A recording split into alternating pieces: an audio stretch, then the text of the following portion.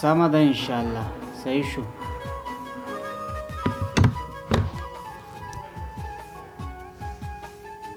فیاضه پاچا سلامت، امر کوه. هغه هوښیار وزیر څه شو؟ پاچا سلامت، تاسو له مې د هغوی نه خبر؟ نه څه چل شوی؟ الله د خیر کی، ما خو ورته څه ویلي نه دي. پاچا سلامت هغه له وزارت څخه لاس اخیستی او د الله جل جلاله په عبادت کې ځان مصروفه کړی دی. علت یې څه دی چې داسې کار یې وکړه؟ فیاضه زموږ د ورتلو انتظام وکړه. سمه ده پاچا صاحب، امر دې پر ځای کېږي. پاچا سلامت کښېنه، مهرباني وکړه. پاچا سلامت څنګه دې زما د غریبۍ جونګړې ته راپېښه وکړه؟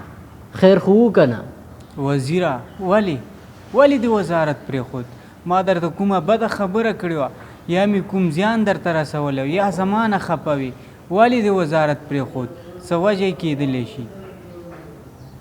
پاچا سلامت تا ما ته زیان نه دی رسولی او نه کومه بده خاطره در نه لرم، خو د وزارت پرېښودو 5 وجوهاتو 5 لاملونه یې درلوده چې اولنی دا و کله به چې ته ناست وې نو زه به ولاړو.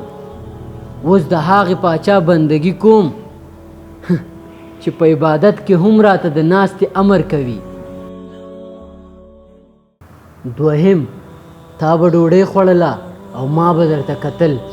اوس مې داسې پاچا پیدا کړی دی چې هغه یې نه خوري خو په ما یې خوري. دریم تا به خوب کو او ما به ستا ساتنه کوله، خو اوس مې داسې پاچا سره مخه شوې ده چې هغه خپله خوب نه کوي خو زما ساتنه کوي. او څلورم د دې نه به ویرېدم که چېرته ته مړ شې نو ستا دښمنان به ما ته تکلیف ورسوي، خو اوس مې داسې خدای پیدا کړی چې هغه نه مړ کېږي او نه به د هغې دښمنان ما ته تکلیف ورسوي. او پنځم د دې به ویرېدم که چېرته کومه ګناه وکړم نو ته به مې ونه بخې، خو اوس مې داسې مهربانه پاچا پیدا کړی دی چې ګناهونه هم راته بخي. نو پاچا سلامت ما په خپل حال کې پرېږدئ، نه غواړم چې د پیسو په مقابل کې ستاسو بندګي وکړم.